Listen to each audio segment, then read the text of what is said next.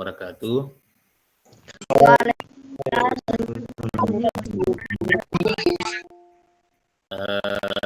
Selanjutnya, kalau bisa kita aktifkan dulu video kita semuanya karena ini direkam.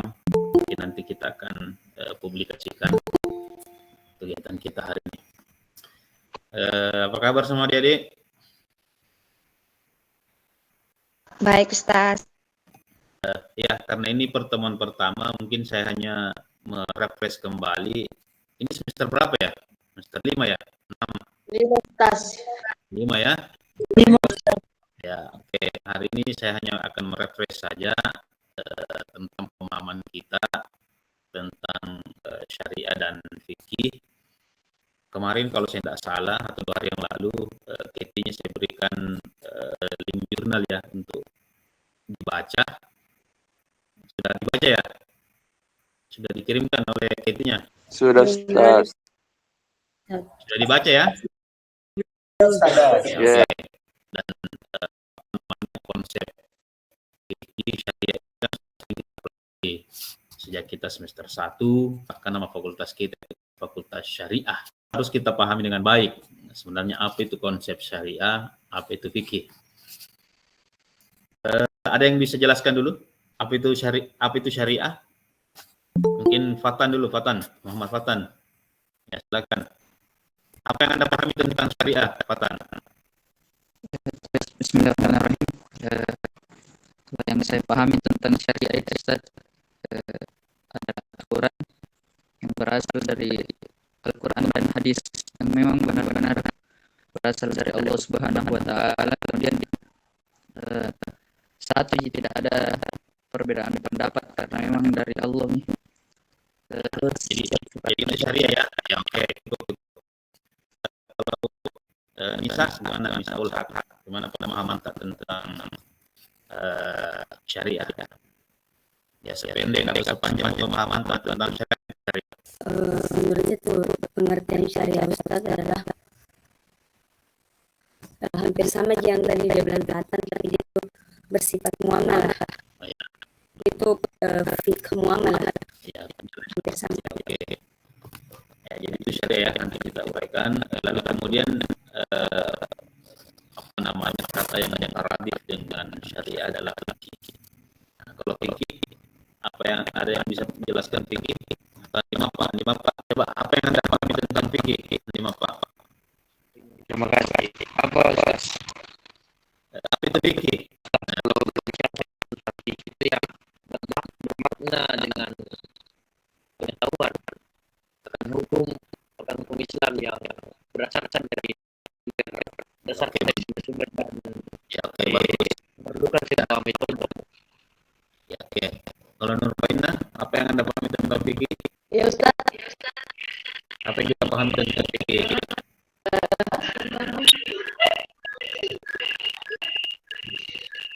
Fikih menurut saya itu, Ustaz, dasar syariat yang melalui interpretasi Al-Quran dan Sunnah oleh para ulama. Ya, oke, baik. Ya, Masih, Ustaz. ya mungkin teman-teman sekalian, adik-adik sekalian sudah sering kali mendengarkan kedua istilah ini, syariah dan fikih. Ya, ada lagi terma yang satu yang sering kali kita sering dengar juga, yaitu terkait dengan kata hukum. Ya, kata hukum. Jadi ada 3 item yang betul-betul harus kita pahami secara baik maknanya ya. Fikih, syariah dan hukum itu sendiri. Nah, kalau kita berangkat dari fikih, ya, kalau kita berangkat dari fikih itu kan menurut ulama secara bahasa bermakna al-faham. Ya, ada juga yang menjelaskan al-fahmu ala syai'i. Ya, seperti tadi yang disampaikan oleh temannya di bahwa ya persoalan fikih itu adalah persoalan pemahaman, ya, persoalan pengetahuan. Ya, jadi secara bahasa makna dari kalimat fikih itu adalah bermakna pemahaman. Nah, tentu makna secara bahasa itu tidak akan sempurna kalau tidak diimbangi dengan makna secara terminologi. Ya, jadi kalau menurut ulama Nah, ini saya rangkumkan saja bahwa fikih itu ya kalau kita teman-teman ini adik-adik ini hafal dan menguasai betul definisi fikih ya. Ya menurut ulama definisi secara istilah fikih itu adalah al-ilmu ahkam syar'iyyah ya al-amaliyati al-mustanbitatu ilatiha at-tafsiliyah. Ya, jadi saya ulang ya kalau menurut ulama al-fiqhu istilahan itu adalah ilmu bil ahkam syar'iyyah ya al-amaliyati al-mustanbitatu min ajlatiha at-tafsiliyah. Jadi terjemahannya itu kurang lebih seperti ini ya. Jadi fikih itu adalah sebuah ilmu yang mempelajari persoalan-persoalan hukum ya bil ahkam syar'iyyah ya persoalan hukum-hukum agama ya. Jadi ingat teman-teman batasan fikih itu dia membahas terkait persoalan-persoalan hukum agama ya. Ya bukan persoalan-persoalan yang lain. Jadi persoalan-persoalan hukum agama ya al-amaliyah ya yang sifatnya praktis ya. Nah, misalnya yang sifatnya praktis itu seperti perbuatan-perbuatan yang sering kita lakukan misalnya dari aspek ibadah, misalnya juga dari aspek muamalah. Nah, itulah yang dimaksud dengan amaliyah ya, perbuatan-perbuatan kita. Jadi fikih itu wilayahnya adalah ilmu yang mempelajari tentang persoalan-persoalan hukum agama yang bersifat praktis. Ya. Artinya ada perbuatan di situ. Nah, lalu kemudian al-mustanbitatu min adillatiha at-tafsiliyah. Ya, tentu perbuatan-perbuatan itu harus berdasarkan dalil ya yang diambil dari dalil yang rinci. Jadi tidak ada boleh kita misalnya berfikih ya, misalnya ada orang yang sholat tanpa menggunakan dalil ya. Jadi ingat definisi ini harus satu kesatuan, jadi harus utuh ya. Jadi ilmu yang mempelajari tentang pemahaman persoalan agama yang sifatnya praktis yang kemudian bersumber dari dalil-dalil yang rinci. Nah, tentu nanti dalil-dalil yang rinci ini kan nanti kita akan pelajari lebih jauh lagi.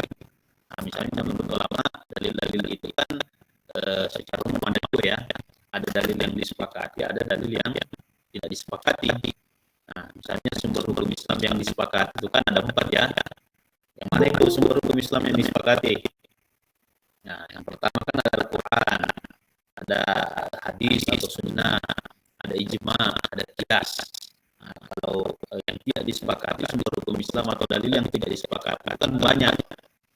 Ada istihsan, ada maslahah mursala, ada istishab, ada saddu zari'ah, ada qaulus sahabi, ada nur, ya, ada syar'u man qablana, ya, dan lain sebagainya. Itu banyak sekali.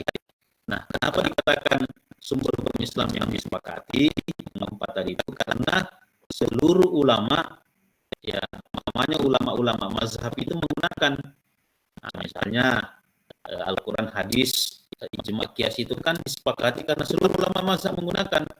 Ya, apapun mazhabnya pasti menggunakan keempat itu.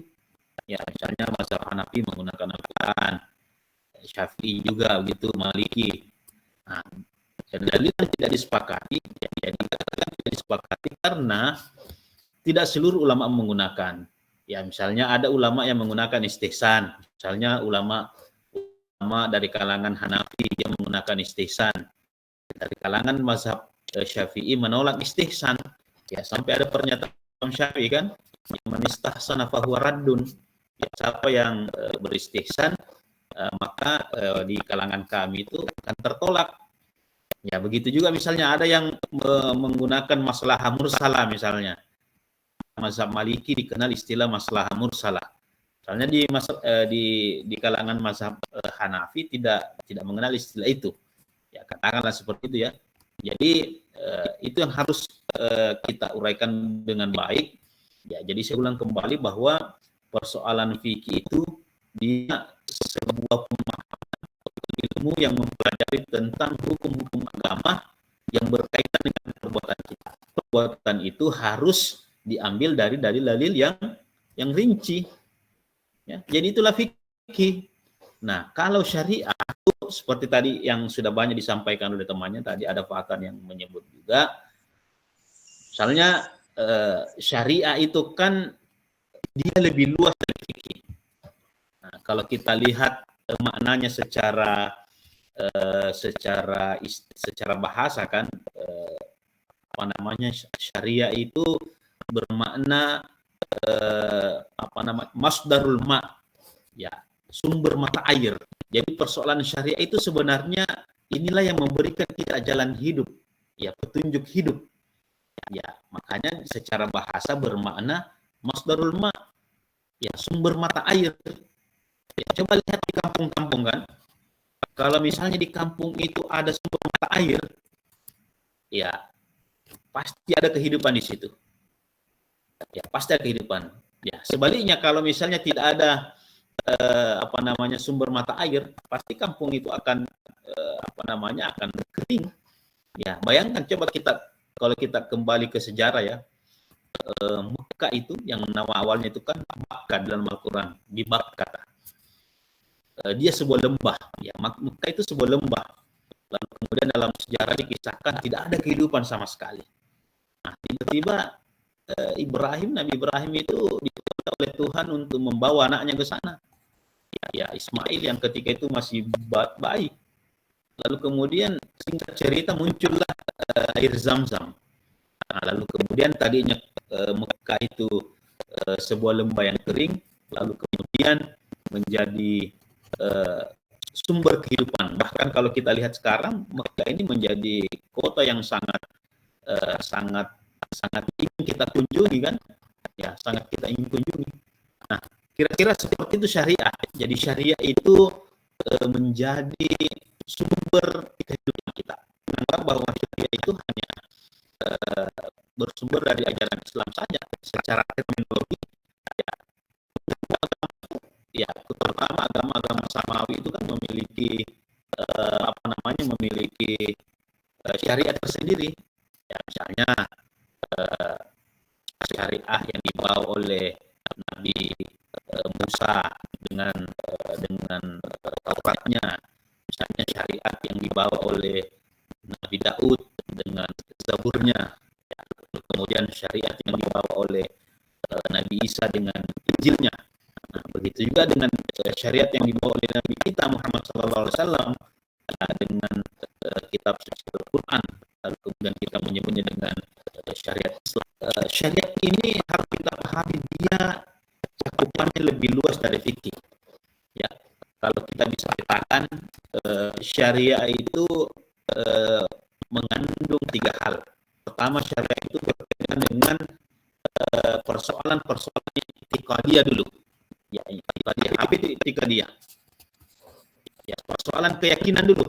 Ya, persoalan keyakinan. Jadi syariat itu mengajarkan bagaimana kita memurnikan Tuhan, ajaran tauhid dulu. Ya, ajaran tauhid. Kalau kita lihat di dalam Al-Quran kan, sejarah turunnya Al-Quran, Al-Quran itu turun tidak langsung persoalan-persoalan hukum. Ya, coba adik-adik lihat ayat-ayat yang sifatnya surah-surah Makkiyah itu kan, kebanyakan dia berbicara tentang ayat-ayat tauhid, mengandung unsur-unsur ketauhidan, itikadiyah. Ya, di situ bagaimana umat Islam itu harus senantiasa memurnikan Tuhan, ya, yang mentauhidkan Tuhan. Ya, lalu kemudian yang kedua, persoalan syariah itu adalah persoalan amaliyah. Ya, kalau tadi itu persoalan keyakinan, ketauhidan. Lalu kemudian yang kedua itu adalah persoalan amaliyah, ya, amalan-amalan kita atau perbuatan kita. Nah, inilah yang dimaksud dengan persoalan-persoalan fikih. Ya, jadi kalau dikatakan di mana titik temunya antara syariah dengan fikih, ya di sini. Ya, jadi syariah fikih itu sebenarnya bagian dari syariah. Nah, cuma memang kadang-kadang dalam persoalan-persoalan tertentu disamakan saja. ya tidak ada masalah juga. Ya antara syariah dengan fikih boleh saja disinonimkan, tetapi kalau kita mau lebih jauh lagi, sebenarnya fikih itu bagian dari syariah, yang sementara yang kemudian yang ketiga adalah persoalan-persoalan akhlak, ya khuluqiyah, ya persoalan-persoalan akhlak. Jadi syariah itu juga mengajarkan kita tentang etika, tentang moral, tentang akhlak, ya. Bahkan ketika kita membaca sejarah, ya sirah nabawiyah itu kan, ya sampai Nabi juga mengakui dirinya ketika beliau diutus itu kan, salah satu tujuan utamanya ya selain membawa syariat tadi itu kan Nabi mengakui dirinya bahwa innama buistu utammima makarimal akhlak. Ya, saya diutus ini untuk bagaimana menyempurnakan budi pekerti. Ya, bahkan dalam Al-Qur'an itu kan Tuhan, ya Allah Subhanahu wa taala itu menyanjung nabi kita. Ya, apa ayatnya itu? Ya, coba Nisa, apa ayatnya itu yang berbicara tentang Nabi menyanjung, Tuhan menyanjung Nabi, persoalan akhlaknya. Apa ayatnya itu? Ya, wa innaka la'ala khuluqin azim. Wa innaka la'ala khuluqin azim. Ya, sesungguhnya engkau Muhammad orang yang paling memiliki akhlak yang mulia, akhlak yang agung. Ya, ini Tuhan yang menyanjung dalam Al-Quran ini, diabadikan. Persoalan-persoalan keteladanan itu kan kita diarahkan untuk bagaimana kita meneladani Nabi kita kan. Nah, cuma memang persoalan-persoalan sekarang ini kadang-kadang banyak dari kita itu anak muda, bahkan bukan cuma anak muda ya, orang dewasa, orang tua juga mengidolakan yang ada yang lain. Ya, saya yakin di sini mungkin ada yang mengidolakan yang film-film Korea itu, ada juga mungkin yang mengidolakan idola-idola bola atau idola-idola kartun. Ya, terlepas dari itu semua tidak ada masalah, tetapi kita sebagai orang Islam ya tentu uswatun hasanah kita itu adalah ya Nabi kita Muhammad SAW. Ya, jadi itu ya. Jadi adik-adik betul-betul harus bisa memahami secara baik makna daripada syariah, makna daripada fikih itu sendiri. Nah, sampai sini bisa dipahami ya. Ya, jadi orang syariah itu, anak syariah terutama PMH. Nah, ini kita jangan terlalu jauh berdebat wilayah-wilayah yang perdebatan, ya, tetapi kita tidak mengetahui sendiri makna atau esensi daripada syariah dan fikih itu sendiri. Ya, sampai sini ada yang perlu ditanyakan, teman-teman, adik-adik sekalian? Oke, kalau tidak ada yang bertanya, saya anggap cukup jelas ya. Ya, jadi fikih itu membahas dua hal. Ya, yang pertama hubungan kita secara vertikal kepada Tuhan. Apa namanya itu? Hubungan kita secara vertikal kepada Tuhan apa namanya? Abdominallah. Ya, itu terjemahan Arab. Ibadah, salat. Alat ibadah. Ya, jadi fikih yang pertama itu adalah membahas tentang hubungan kita secara vertikal kepada Tuhan.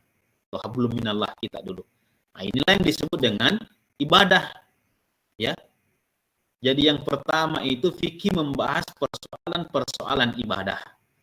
Nah, tentu ibadah itu terbagi-bagi lagi ya. Ya, secara umum kan ada dua ya. Ada ibadah mahdah, ada yang ghairu mahdah. Ya, yang ibadah mahdah lagi terbagi lagi. Yang mana itu ibadah mahdah? Ya, misalnya salat. Ya, ibadah-ibadah yang rutin kita lakukan ya. Ibadah-ibadah formal kita. Puasa, haji, zakat. Ya. Nah, persoalan ibadah ghairu mahdah ini yang banyak. Ya. Jadi jangan kita menganggap ibadah itu hanya persoalan-persoalan yang mahdoh saja, yang rutin-rutin saya kita lakukan. Jangan sampai kita menganggap hanya ibadah itu hanya persoalan sholat saja. Makanya dalam Islam itu dikenal juga ibadah yang ghairu mahdah. Jadi potensi kita beribadah dalam 24 jam ini ya ada. Dan itu masuk cakupan fikih. Ya, cakupan fikih. Nah, misalnya kita belajar, bagaimana kita belajar itu juga kita mengambil aspek-aspek ibadahnya. Ya, lalu kemudian kita tidurkan, ada juga bagaimana kita dituntun untuk dalam agama kita itu. Jadi persoalan kita beribadah itu 24 jam itu berpotensi kita dapat. Nah, yang kedua, itu tadi yang pertama, yang kedua adalah hubungan fikih itu membahas terkait dengan hubungan kita secara horizontal kepada sesama manusia atau sesama makhluk, ya, atau biasa disebut dengan hablum minan nas, ya terjemahnya. Nah, hablum minan nas ini disebut apa ini dalam fikih? Ya, hubungan kita kepada sesama manusia itu atau sesama makhluk, itulah yang disebut dengan muamalah. Ya. Jadi muamalah itu jangan kita artikan secara sempit, ya. Ya, oke lah kalau kita menyebut bahwa muamalah itu kan identik dengan ekonomi. Ya, ya boleh saja, tidak ada masalah. Tetapi muamalah secara besar itu, secara luas itu dimaknai hubungan kita secara luas kepada sesama manusia. Nah, persoalan muamalah di dalam fikih ini terbagi lagi. Ya, kalau kita baca bukunya Abdul Wahab Khalaf itu dalam ilmu usulul fiqh, itu membagi kepada 7. Nah, yang pertama menurut Abdul Wahab Khalaf itu adalah hukum-hukum di dalam keluarga, atau biasa kita mengenal dengan istilah al-ahwalus syakhsiyah, ya. Ya, hukum di dalam keluarga atau hukum keluarga. Jadi hukum keluarga itu membahas misalnya persoalan nikah. Kan fikih membahas terkait nikah, ya. Nikah. Lalu kemudian kalau sudah nikah, kadang-kadang ada yang tidak sejalan, ya bisa saja bercerai atau talak. Ada persoalan nuzus, ada istri yang membangkang sama suaminya. Nah, itu kan nuzus namanya. Ya, atau ada juga suami menceraikan istrinya, ya talak. Ya, lalu kemudian yang kedua, al-ahkam al-mabdiyah, ya, hukum-hukum kebendaan. Ya, jadi fikih itu juga mengatur persoalan harta benda kita. Nah, itu yang kedua. Yang ketiga, ya, persoalan al-ahkam al-jinaiyah atau al-ahkam jinayah. Ya, yaitu hukum-hukum ketika kita mengambil hak orang lain, ya. Nah, itu disebut dengan hukum pidana, ya, atau hukum pidana Islam. Ya, misalnya ketika kita mencuri, ya, kita mengambil hak orang lain, nah itu kita bisa dipidana. Atau misalnya kita membunuh atau minum minum yang sesuatu yang memabukkan, ya, pokoknya aspek-aspek pidana. Jadi hukum Islam itu juga mengatur persoalan pidana. Lalu kemudian yang keempat, ya, setelah kita melakukan ketika ada orang yang bersengketa, ya baik secara pidana ataupun perdata, ya harus melalui proses peradilan. Ya, al-ahkam al-murafaat kalau dalam bahasa fikihnya. Jadi tidak boleh ada keputusan itu tanpa melalui proses-proses peradilan. Ya, karena kita sekarang hidup di negara modern, ya tentu peradilan itu sekarang dilembagakan, ya. Ya, jadi jangan kita menganggap bahwa pada masa Nabi itu tidak ada peradilan. Ya tentu, ya kalau kita membaca sejarah Nabi itu kan Nabi dia juga yang sebagai kepala negara, beliau juga sebagai kepala pemerintahan, beliau juga sebagai eksekutif, yudikatif, dan legislatif. Lalu kemudian yang kelima, ya, hukum yang mengatur terkait dengan hubungan antara rakyat dengan pemerintah, ya, atau hubungan dalam negeri lah bahasa sekarangnya ini. Ya, kalau dalam bahasa fikih itu disebut dengan, ya, al-ahkam ad-dusturiyah, ya, hukum konstitusi. Ya, kalau di fakultas kita ini kan ada namanya prodi HTN, ya, hukum tata negara. Ya, kira-kira wilayahnya mereka di situ. Lalu kemudian yang keenam, ya, al-ahkam ad-dauliyah, ya, hukum hubungan internasional, yaitu hukum yang mengatur antara sebuah negara dengan negara yang lain. Jadi Islam itu juga mempelajari terkait dengan itu. Nah, lalu kemudian yang terakhir, al-ahkam al-iqtisadiyah wal maliyah, ya, hukum ekonomi dan keuangan. Nah, inilah yang kadang-kadang kita sempitkan makna muamalah ke pembagian yang terakhir, yaitu pembagian aspek iqtisadiyah dan maliyah ini, hukum ekonomi dan keuangan. Nah, makanya kalau di fakultas kita ini kan ada prodi ada prodi HES, ya, hukum ekonomi syariah. Ya, mereka konsennya di sana. Nah, kalau PMH ini kan membahas semuanya, ya. ya membahas semuanya, aspek perbandingannya. Ya kadang-kadang kalau skripsi mahasiswa itu ada yang membahas perbandingan pidana, ya ada yang membahas perbandingan hukum keluarga, ada yang membahas perbandingan ketatanegaraan, ada yang membahas perbandingan hukum ekonomi. Ya pokoknya anak PMH itu ya serba tahu, ya semua dipelajari. Ya sampai sini ada yang perlu ditanyakan? Ya, kalau tidak ada mungkin saya cukupkan ya, karena ini ada juga kegiatan. Ya jadi nanti kalau bisa teman-teman adik-adik sekalian banyak-banyak membaca ya, membaca jurnal. Ya silahkan membaca jurnal yang ada di fakultas kita ini, ada banyak sekali jurnal. Ya, banyak sekali jurnal. Ya silahkan dibaca, nanti silahkan direview. Nanti kita akan berikan tugas review untuk tugas jurnalnya. Ini saya lihat ada yang rasain ini. Wandi, silakan Wandi. Saya Ustaz mau bertanya Ustaz. Apa nih Bapak? Terkait puasa dan sholat Ustaz. Iya. Kira-kira di sini Ustaz, mana lebih baik di sini? Sholat atau puasa? Karena kita lihat dari saya cuma puasa, saya akan memiliki puasa ini Ustaz. Dan sedangkan sholat, maksudnya apa tidak sholat tidak diganti begitu ya?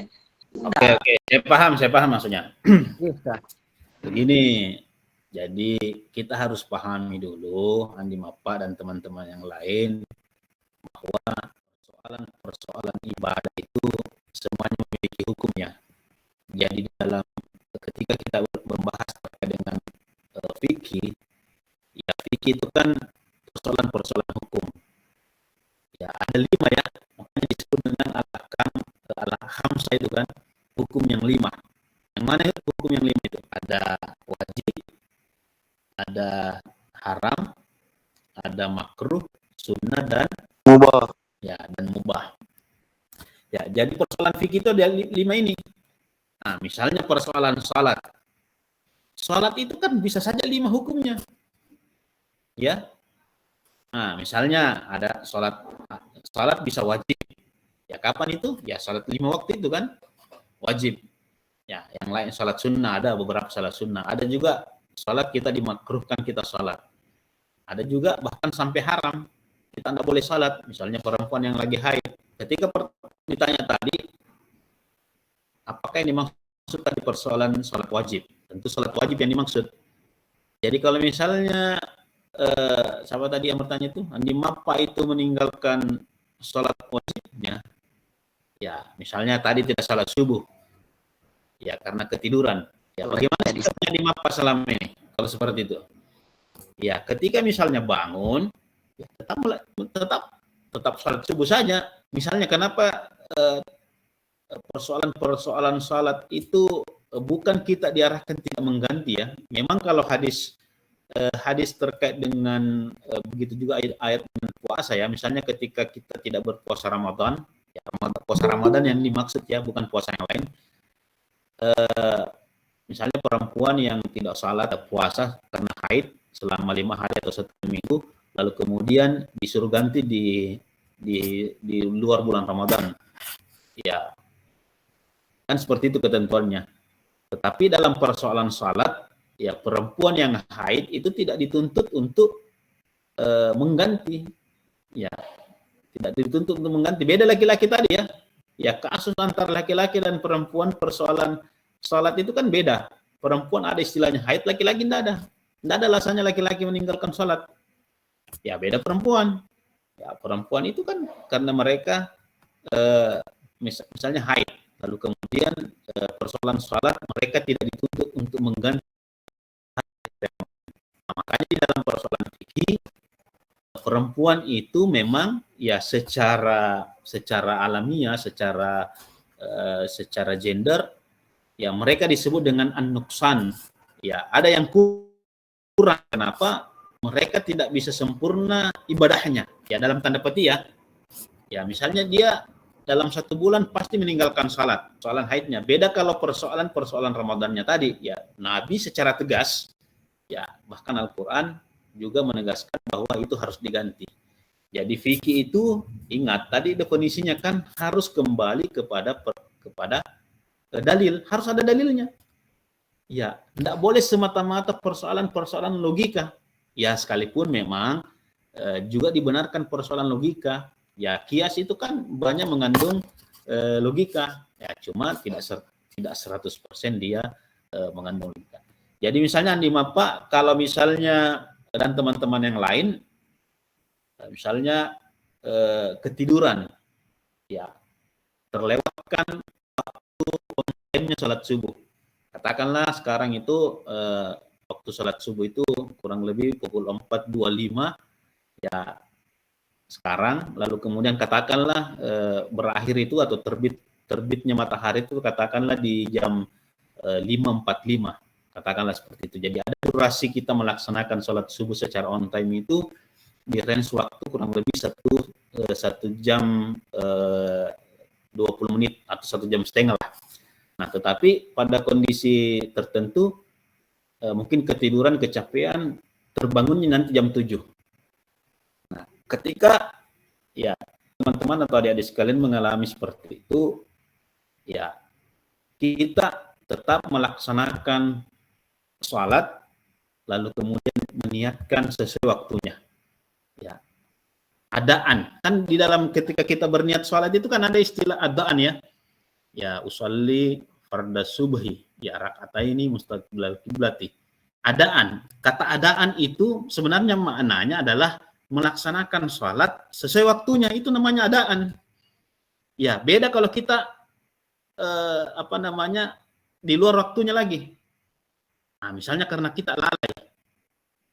Misalnya sholat subuh karena nonton bola final katakanlah, kalau dia sholat tidak lihat golnya Messi katakanlah seperti itu kemarin, lalu kemudian di sisi lain dia harus sholat tapi dia lalai di situ, kan dalam Al-Quran diancam itu kan orang yang lalai ya lil musallin kan dalam surah Al-Maun itu.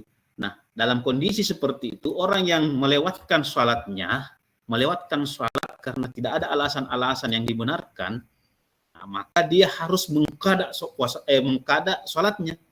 Ya, makanya ada niat sholat itu kan qadaan. Ya, kenapa dia mengqada sholatnya? Karena dia lalai dalam mengerjakan sholat yang seharusnya dia mengerjakan sholat subuh antara pukul 4.25 sampai 5.45 katakanlah seperti itu, tapi dia nanti sholat subuh setelah final bola tadi itu jam 6, jam 7. Nah, itu lalai, orang lalai namanya. Makanya dia berniat untuk sholat secara qadaan.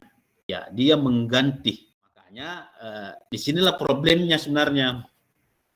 Problemnya kenapa sampai ada orang, ya, ya tidak semua ya, ada juga ulama yang misalnya mengharamkan nonton bola ya. Ada ulama seperti itu ya. Ya, karena kenapa dia mengharamkan? Jangan sampai karena kita nonton bola mengakibatkan lalai. Ya, tetapi kalau misalnya kita nonton bola justru itu yang kasih bangun kita untuk sholat, lebih bagus lagi kan, seperti itu maunya kita. Nah, misalnya tadi subuh, misalnya saya penggemar MU, Manchester United, tadi subuh main jam 4, ya saya kan bangun seperti itu. Ya, setelah jeda babak pertama kita sholat, ya tidak ada masalah.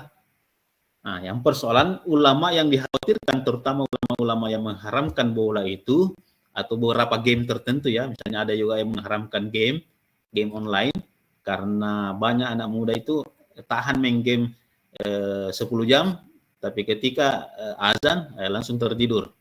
Ya, itu dianggap lalai itu. Ya, makanya ulama-ulama yang seperti itu sampai mengharamkan. Ya, jadi kira-kira seperti itu ya Andi Mapaya. Jadi kalau misalnya dan teman-teman yang lain, kalau misalnya teman-teman lalai dalam sholat, misalnya ternyata sudah lewat waktu maghrib, ya kadang-kadang seperti itu ya, atau terlalu asik berkendara sampai lupa salat, ya jangan kalau saran saya jangan meninggalkan salatnya, jangan mengatakan sudah lewat waktunya, biar misalnya jangan itu seperti itu. Kita harus mengubah prinsip itu. Ya, prinsip utama kita kan sebenarnya ya salat pada waktunya. Ya tidak mesti salat pada awal waktu, tidak mesti, itu waktu afdaliyahnya. Ya, waktu sholat itu kan durasinya agak panjang ya, apalagi waktu Isya. Sekalipun durasinya panjang, ya tetap kita memprioritaskan sholat pada awal waktu. Kalau misalnya kita tidak mampu pada awal waktu, ya pokoknya pada waktunya lah. Ya, misalnya sholat duhur, kalau tidak bisa di jam 12 sekian di masjid, ya 12:30. Pokoknya waktunya sampai jam 3 ya, jam 3. Ya, yang penting pada waktunya. Kalau misalnya terlalai, jangan meninggalkan sholatnya. Ya, tetap melaksanakan. Ya, apakah dengan niat mengganti keadaan atau seperti apa? Ya, bayangkan kalau adik-adik di sini kan, misalnya yang perempuan usia baliknya ada mungkin usia 13 atau 14 tahun. Karena dewasa dalam ajaran Islam itu kan nanti dianggap dewasa ketika dia sudah balik. Orang balik itu kan ada ciri-cirinya. Yang perempuan itu kan ciri-ciri utamanya ketika sudah menstruasi atau haid pada itu sudah dianggap dewasa. Bayangkan kalau usia 14 sudah haid lalu kemudian tidak pernah sholat. Ya. Jadi ketika kita sudah dianggap sudah dewasa ya, sudah dewasa, disitulah kita menjalankan kewajiban keagamaan kita. Nah, misalnya kewajiban keagamaan kita yang paling utama kita laksanakan adalah kewajiban sholat. Bayangkan kalau perempuan tadi yang haid itu di usia 14, nanti dia sholat, nanti kuliah. Berapa waktu sholat yang dia tinggalkan? Ya, begitu juga laki-laki. Misalnya laki-laki menurut ulama ciri-ciri utamanya dia dianggap dewasa itu nanti mimpi bahasa itu, lalu kemudian atau muncul jakun ya di lehernya atau berubah suaranya. Ya, katakanlah di usia 15, karena dari sisi usia lelaki itu lebih lambat dibanding perempuan, atau perempuan lebih cepat dewasa dibanding laki-laki. Nah, bayangkan kalau di usia 15 itu sudah balik, lalu kemudian tidak melaksanakan sholat, nanti dia sholat usia kuliah, katakanlah usia 18 tahun, berapa lama dia tinggalkan sholat? Atau ada juga orang yang nanti tua, nanti mau sholat. Bayangkan kalau seperti itu. Bahkan ada lagi sampai meninggal tidak pernah sholat. Wa na'udzubillah seperti itu. Padahal dia orang Islam. Nah, jadi persoalan sholat ini betul-betul harus diprioritaskan. Ya, kadang-kadang ada yang membenturkan juga. Nah, misalnya pada saat bulan Ramadan, orang itu puasa tetapi tidak sholat. Ada juga seperti itu ya. Dia tahan puasa mulai dari terbitnya fajar sampai terbenamnya matahari, tetapi dia tidak mampu untuk sholat. Ya. Jadi ibadah itu semua hukum, misalnya ibadah-ibadah wajib itu semua hukumnya sama, wajib. Ya. Sholat 5 waktu itu wajib, puasa Ramadan itu wajib. Jadi dua-duanya harus jalan. Tidak boleh kita memprioritaskan puasa Ramadan, ternyata sholat 5 waktunya yang diabaikan. Nah, kecuali persoalan misalnya yang mana kita prioritaskan antara bangun sholat subuh atau sholat tahajud. Tentu biar bagaimana sholat tahajud kita, kalau kita tidak bangun sholat subuh, ya tetap lebih tinggi mudaratnya. Karena sesuatu yang wajib itu, sesuatu yang sunnah itu tidak akan mampu melampaui sesuatu yang wajib. Ya, jadi kira-kira seperti itu Pak. Jadi persoalan salat, puasa yang wajib, ya jangan ditinggalkan selama tidak ada alasan. Apalagi ini tidak lama lagi bulan Ramadan, ya saya ingatkan bagi adik-adik yang masih ada hutang puasanya, ya terutama yang perempuan mungkin, ya yang belum selesai, ya silahkan diganti sampai nanti masuk bulan Ramadan yang akan datang pada bulan 3 kalau saya tidak salah, akhir-akhir bulan 3. Ya mungkin itu saja. Jadi nanti kalau misalnya ada pertemuan kita online-kan saja, ya kita diskusi-diskusi saja di dalam seperti ini, ya silahkan kita saling tanya jawab, ya nanti bisa juga dari teman-teman sekalian yang menjawab juga ya. Lebih dan kurangnya mohon dimaafkan. Assalamualaikum warahmatullahi wabarakatuh. Waalaikumsalam warahmatullahi wabarakatuh.